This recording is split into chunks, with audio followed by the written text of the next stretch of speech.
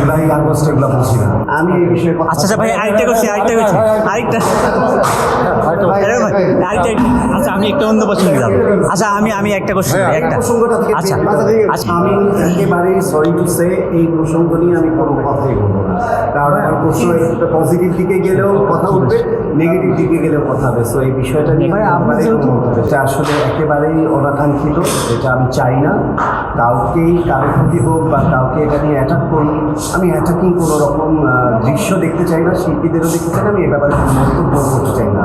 আমি কোনো কারোর পলিটিক্স বুঝি না ভাই, আমি শিল্পী মানুষ, আর্টিস্ট, কাজ করি, আপনারা দেখছেন সিধা সাদা মানুষ, আমি কখনোই জুলাই আগস্ট এগুলো বুঝি না। সো তবে এই দাম করে যে কাজগুলো হচ্ছে, একটা মানুষকে যে হেল্পটা করা হচ্ছে, আমার মতে আমি ডেফিনেটলি সেটা ঘোর বিরোধিতা জানাই।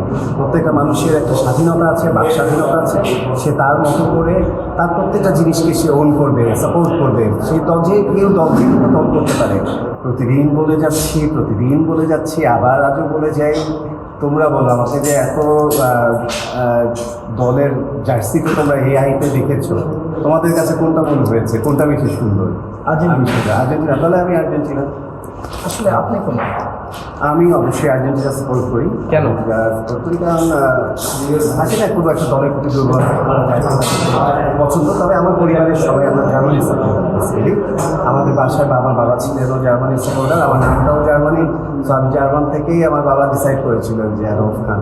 সো সেই জায়গা থেকে জার্মানির প্রতি আমাদের দুর্বলতাও একটু বেশি। আমার নামটাও জার্মানি, আর আমার বাবা, চাচা, ইভেন আমার যে বেস্ট ফ্রেন্ডরা তারা সবাই জার্মানি সাপোর্ট করে। পাশাপাশি যেহেতু এবার জার্মানি নেই, তবে এইবারে খেলার যে ধারা যাচ্ছে, আমি আর্জেন্টিনার পারফরমেন্স, আর্জেন্টিনার খেলার মাঠের যে মানে মাঠ কাঁপানো যে খেলা, সেই খেলাটা খুব এনজয় করছে এবং খুবই চমৎকারভাবে তারা ফাইনালের দিকে এগিয়ে যাচ্ছে। আমি শিল্পী সমিতি নির্বাচনে যেহেতু কেউ নই, তো নির্বাচনকে নিয়ে আসলে আমার কোনো দল দিয়ে মন্তব্য করাটা খুবই ধৃষ্টতা দেখায়। আমি বড় সবার প্রতি আমার শ্রদ্ধা রইল, একজন জিতবে একজন হারবে। তবে যারা জিতে গেছে তাদের কাছে প্রত্যাশা রইল তারা যেন ঠিকঠাক মতো খুব সুন্দর করে শিল্পীদের পাশে দাঁড়ায়, এবিসির পাশে দাঁড়ায়, চলচ্চিত্র উন্নয়নের সাথে কাজ করে এবং এমন কোনো কিছু করে দেখায় যাতে তাদের প্রতি মানুষ আস্থা না হারায়।